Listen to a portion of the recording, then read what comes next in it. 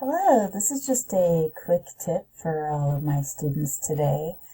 A lot of you already know this, but if you don't really like typing or you're not a fast typer, you can have Google do it for you in a Google Doc.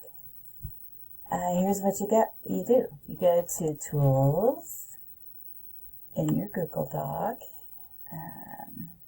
You go to Voice Typing. Control-Shift-S. You click to speak. Once you click to speak, comma, you can just tell it what you want it to type for you, period. Kind of like when you're on your phone and you're dictating a text, period.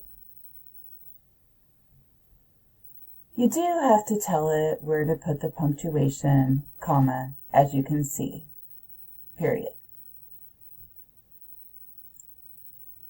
But if you get tired of typing a lot, you just want to record your thoughts as you speak them, comma.